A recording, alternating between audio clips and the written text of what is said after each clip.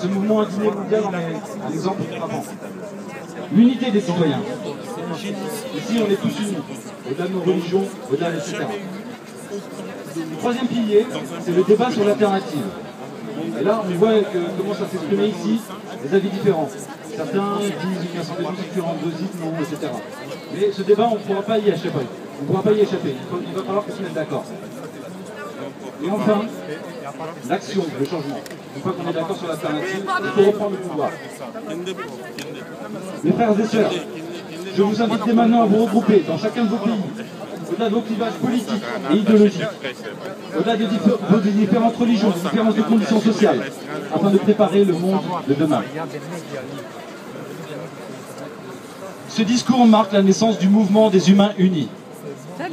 Au nouvel ordre mondial, que nos élites tentent de nous imposer par le sang et la dette, nous répondons par une nouvelle harmonie des individus et des peuples. Nous sommes le nombre. Nous sommes confiants en notre victoire, car nous vivons les temps de l'apocalypse, c'est-à-dire le temps des révélations. Ce qui était caché peut être aujourd'hui connu de tous. Nous avons l'espoir, car ce qui nous unit est plus fort que ce qui nous divise.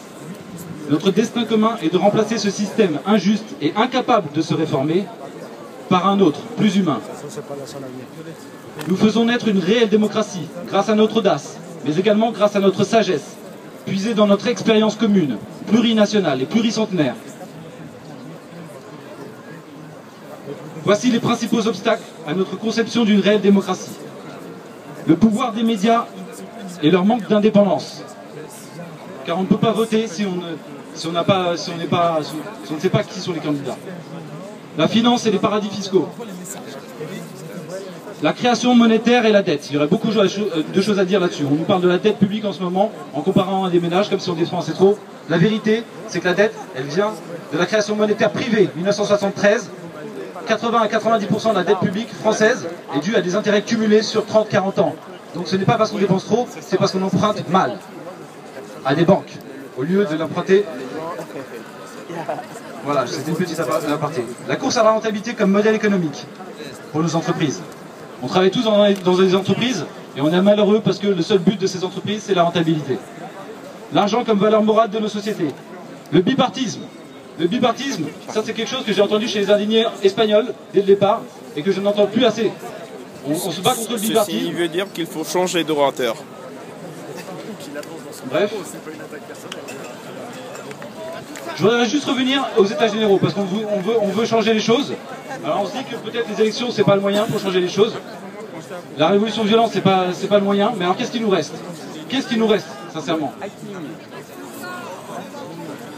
Il nous reste des états généraux malheureusement. Des états généraux que nous on organisera, nous les indignés, nous les intermondialistes, parce qu'il ne faudrait pas oublier.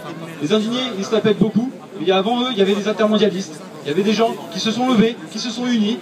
Oui, certains indignés sont également des intermondialistes. Je ne dis pas que ce sont deux choses séparées, mais il faut profiter de l'expérience. Voilà. Merci beaucoup à tous. Et